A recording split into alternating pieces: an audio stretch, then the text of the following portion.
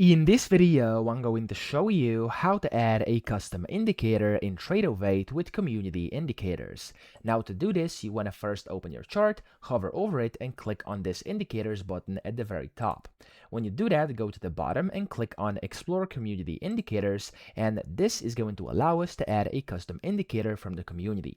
So go and up here, you can go and type a filter. You can go and select any of these, or filter by indicators only, or everything else as well. So I'll just leave it like it is, and I'm gonna find an indicator. So down here, if I scroll down, I'm just going to use, for example, this one, which is called Volume Bulls Bears. I'm going to go to the bottom, and you want to click on Install. Now you can do this with any of them available in here, so I'm just gonna use this one, and whenever you click on the Install button, it's gonna start installing, and usually it's quite quick, takes like 10 to 20 seconds. You'll be notified whenever it's done, and it's going to tell you, there we go, exactly where you can find it. So it says you can find the indicator inside here. So it says, of course, volume-based bulls and bears or versus bears. I'm going to click OK.